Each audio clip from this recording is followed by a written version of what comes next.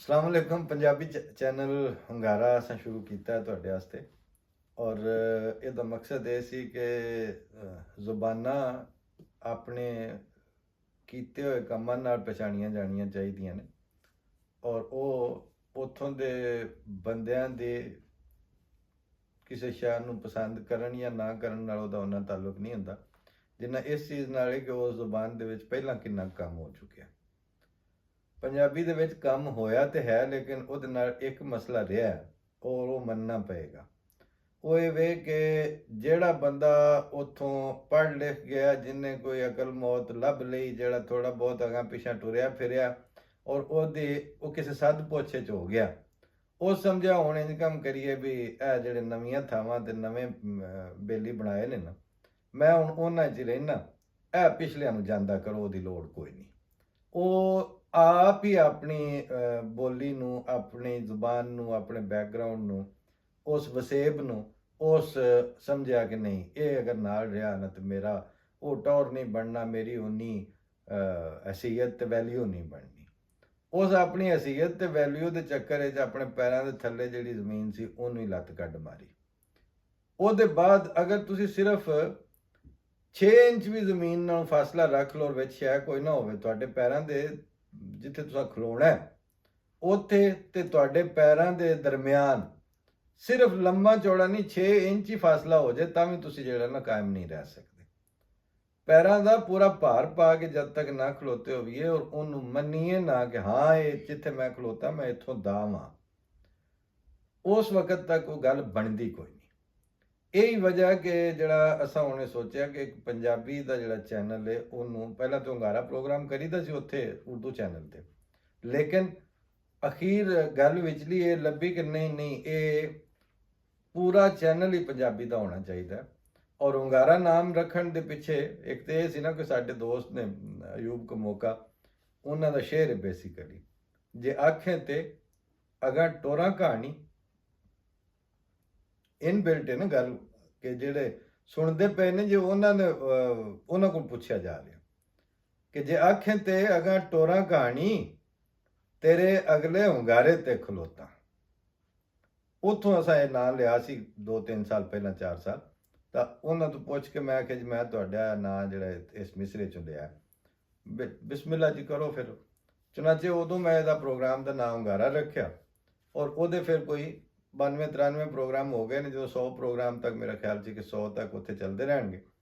ਔਰ 100 ਜਿਹੜੇ ਹੋ ਗਏ ਪੂਰੇ ਉੱਥੇ, ਤੇ ਉਸ ਦੇ ਬਾਅਦ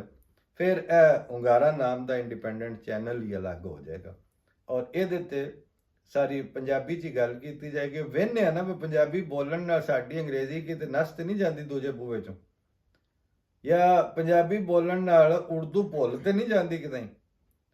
ਇੰਜ ਹੁੰਦਾ ਨਹੀਂ। ਬੁਨਿਆਦੀ ਤੌਰ ਤੇ ਜਿਹੜੀ ਤੁਹਾਡੀ ਆਪਣੀ ਜ਼ੁਬਾਨ ਹੈ, ਮੈਂ ਕਿਸੇ ਬੱਚੇ ਨੂੰ ਆਖਿਆ, ਮੈਂ ਕਿਹਾ ਤੂੰ ਵਾਟਰ ਕਿਹਨੂੰ ਆਖਿਆ ਦਾ, ਜੀ ਪਾਣੀ ਨੂੰ, ਤੇ ਮੈਂ ਕਿਹਾ ਜੇ ਤੈਨੂੰ ਪਾਣੀ ਦਾ ਹੀ ਨਾ ਪਤਾ ਹੋਵੇ ਉਹ,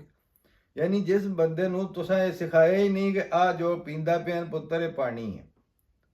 ਉਹ ਸਿੱਧਾ ਡਾਇਰੈਕਟ ਵਾਟਰ ਤੇ ਪਾ ਦਿੱਤਾ ਨਾ ਉਹਨੂੰ ਤੁਸੀਂ, ਲੇਕਿਨ ਉਹਦੇ ਜੀਨਸ ਦੇ ਵਿੱਚ, ਉਹਦੀ ਨਸਲ ਦੇ ਵਿੱਚ ਉਹ ਪਾਣੀ ਸੀ, ਲਿਹਾਜ਼ਾ ਉਹਦੇ ਕੋਲੋਂ ਬੁਨਿਆਦੀ ਪੈਡਸਟਲ, ਬੁਨਿਆਦੀ ਉਹ ਜਿਹੜਾ ਪਲੇਟਫਾਰਮ ਸੀ ਜਿੱਥੇ ਉਸ ਖਲੋਣਾ ਸੀ ਉਹ ਖੋ ਲਿਆ ਔਰ ਖੋਇਆ ਸਾਰਿਆਂ ਨਾਲ ਮਿਲ ਕੇ। ਤੇ ਲੇਕਿਨ ਇਹਦੇ ਨਾਲ ਬੜੀ ਖੁਸ਼ਕਿਸਮਤੀ ਵੀ ਰਹੀ ਹੈ ਕਿ ਹੁਣ ਜੋ ਮੁਹੰਮਦ ਅਲੀ ਸਾਹਿਬ ਦਾ ਮੈਂ ਨਾਂ ਲੈਣਾ ਹੁੰਦਾ ਕਦੀ ਕਿ ਬਾਅਦ ਸ਼ੇਰ ਨੇ ਕਿ ਉਹ ਇੰਝ ਲੱਗਦਾ ਕਿ ਬਰਟਨ ਰਸਲ ਨੇ ਲਿਖੇ ਨੇ ਸ਼ੇਰ। ਯਾਨੀ ਇੱਕ ਅੱਛਾ ਦੁਨੀਆ ਦਾ ਜਿਹੜਾ ਫਲਸਫੀ ਦਿਮਾਗ ਹੈ ਉਹ ਜਿਹੜੇ ਵੇਲੇ ਸੋਚਦਾ ਤੇ ਫਿਰ ਉਹ ਆਪਣਾ ਇਜ਼ਹਾਰ ਆਪਣੀ ਜ਼ੁਬਾਨ 'ਚ ਕਰਦਾ, ਉਹਦੇ 'ਚ ਫਿਰ ਉਹਨਾਂ ਨੇ ਲਿਖਿਆ ਕਿ ਮੈਂ ਸੂਰਜ ਅੱਧੀ ਰਾਤ ਦਾ ਤੇ ਮੇਰੇ ਬਰਫਾਂ 4 ਚੁਫੇਰ, ਮੇਰੀ ਅੱਗ ਤਾਂ ਅੱਗੇ ਬੁਝ ਗਈ, ਮੇਰੀ ਲੋਹ ਨਾ ਮੈਥੋਂ ਖੋ। ਸੋ ਉਹ ਅਗਰ ਤੁਸੀਂ ਦੁਨੀਆ 'ਚ ਪੜ੍ਹ ਲਿਖ ਜਾਓ ਪਰ ਆਪਣੀ ਜ਼ੁਬਾਨ ਨੂੰ ਛੱਡੋ ਨਾ, ਉਹ ਦੁਨੀਆ ਦੀ ਤਾਲੀਮ ਫਿਰ ਤੁਹਾਡੀ ਉਸ ਜ਼ੁਬਾਨ ਵਿੱਚੋਂ ਛਲਕੇ ਤੇ ਉਹਦੇ ਨਾਲ ਜ਼ਿੰਦਗੀ ਉਸ ਜ਼ੁਬਾਨ ਦੀ ਹੈ। ਬਹਰਹਾਲ ਅੱਜ ਵੀ ਛੋਟੀ ਜੀ ਗੱਲ ਕਰਨੀ ਸੀ ਕਿ ਤੁਹਾਨੂੰ ਦੱਸੀਏ ਵੀ ਐਸਾ ਇਹ ਨਵਾਂ ਫਾਹ ਲਿਆ ਕਿਉਂ ਹੈ। ਉਹ ਇਸ ਵਾਸਤੇ ਲਿਆ ਕਿ ਇਹਦੀ ਜ਼ਰੂਰਤ ਹੈ। ਹਾਲੇ ਤੇ ਫਿਰ ਵੀ ਸਾਡੀ ਕੋਈ ਗੱਲ ਸਮਝ ਜਾਣ ਦੇ ਜਿਹੜੇ ਜਦ ਤੱਕ ਨੇੜੇ ਗੱਲ ਸੁਣਦੇ ਪਏ ਹੁੰਦੇ ਨੇ, ਲੇਕਿਨ ਜੇ ਕੁਝ ਅਰਸਾ ਤੱਕ ਇਹਦੇ ਤੋਂ ਬੇਤਨਾਈ ਕੀਤੀ, ਇਹਦੇ ਨਾਲ ਤਲਕ ਨਾ ਰੱਖਿਆ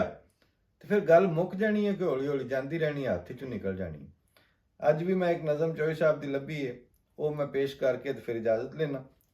ਕਿ ਟੁਰਦਾ ਜਾਵੀਂ ਸਿੱਧੇ ਹੱਥ 100 ਸਿਆਣੇ ਇੱਕੋ ਮੱਤ, ਤੇ ਸ਼ਾਲਾ ਐਵੇਂ ਵਿਸ ਨਾ ਕੋਲ ਤੇਰੀ ਮੇਰੀ ਇੱਕੋ ਰਾਤ, ਸੱਜੇ ਖੱਬੇ ਵੈਰੀ ਤੇਰੇ ਪੰਜ ਨਾ ਸੱਤ, ਧੱਕਾ ਖਾ ਕੇ ਸਿੱਧਾ ਹੋਇਆ ਕੁੱਬੇ ਨੂੰ ਰਾਸ ਆ ਗਈ ਲੱਤ, ਤੇ ਸਾਵਰਿਆਂ ਤੋਂ ਸੱਦਾ ਆਇਆ ਉੱਠ ਧੀਏ ਹੁਣ ਸੂਤ ਨਾ ਕੱਤ, ਚਿਤਨ ਚੇਤੇ ਵਾਂਗ ਬਰੇਤੇ ਸੁੱਕੇ ਅੰਬਰ ਡਿੱਗੀ ਛੱਤ, ਤੇ ਊਠਾਂ ਵਾਲੇ ਲਾ ਕੇ ਲੈ ਗਏ ਹਰੀ ਟਹਿਣੀਆਂ ਕੱਚੇ ਪੱਤ, ਦੁਨੀਆ ਹੰਝੂ ਰੋਵੇ ਮੁਜ਼ਦਰ ਮੈਂ ਰੋਵਾਂ ਉੱਬਲਦੀ ਰਾਤ, ਟੁਰਦਾ ਜਾਵੀਂ ਸਿੱਧੇ ਹੱਥ 100 ਸਿਆਣੇ ਇੱਕੋ ਮੱਤ। ਅੱਜ ਮੈਂ ਨਜ਼ਮ ਪੇਸ਼ ਕਰ ਦਿੱਤੀ ਹੈ, ਕੁਝ ਇੰਝ ਸਮਝ ਆ ਜਾਏਦੀ, ਕੁਝ ਕਿਸੇ ਵੇਲੇ ਫੇਰ ਬਵਾਂਦੇ ਨਾ ਤੇ ਦੱਸਾਂ ਦੇ ਕਿ ਇਹਦੇ ਵਿੱਚ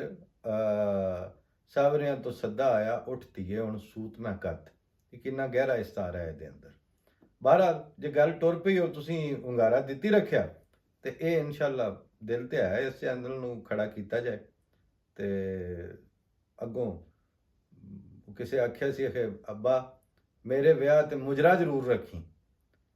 ਉਹ ਇੱਕੋ ਇੱਕ ਪੁੱਤਰ ਸੀ ਉਹਦਾ ਤੇ ਲਾਡਾ ਵੀ ਸੀ, ਤੇ ਉਹ ਚਵਲ ਮਾਰ ਬੈਠਾ ਮੇਰੇ ਵਿਆਹ ਤੇ ਪਿਓ ਮੁਜਰਾ ਜ਼ਰੂਰ ਰੱਖਣਾ। ਉਸ ਆਖੇ ਪੁੱਤਰ ਨਿਉਂਦਰੇ ਦਾ ਮੂੰਹ ਵੇਖ ਕੇ ਤੇ ਮੁਜਰਾ ਵੀ ਰੱਖ ਲਾਂ, ਤੇ ਜੇ ਤੈਨੂੰ ਨਿਉਂਦਰਾ ਹੀ ਕੋਈ ਨਾ ਪਾਏ ਤੇ ਮੈਂ ਸਾਰੇ ਜਿਹੜੀ ਜਮਾ ਪੂੰਜੀ ਕੰਜਰਾਂ ਦੇ ਜਿਹੜਾ ਮੁਜਰੇ ਰੱਖ ਕੇ ਇਹ ਨਹੀਂ ਹੋ ਸਕਦਾ। ਸੋ ਗੱਲ ਇਹੀ ਹੈ ਕਿ ਨਿਉਂਦਰੇ ਦਾ ਮੂੰਹ ਵੇਖਾਂਗੇ ਤੇ ਮੁਜਰਾ ਰੱਖ ਲਾਂਗੇ, ਜੇ ਤੁਸੀਂ ਪਸੰਦ ਕੀਤਾ ਤੇ ਗੱਲ ਟੁਰੀ ਰਹੇ ਦੇ ਅੱਗੇ, ਨਹੀਂ ਤੇ ਫਿਰ ਅੱਲਾ ਦੀ ਮਰਜ਼ੀ ਅਸੀਂ ਆਪਣੇ ਵਾਲੀ ਕੋਸ਼ਿਸ਼ ਤੇ ਕਰਨੀ ਹੈ। ਅੱਲਾ ਦੇ ਹਵਾਲੇ। ਅਸਲਾਮ ਵਾਲੇਕੁਮ।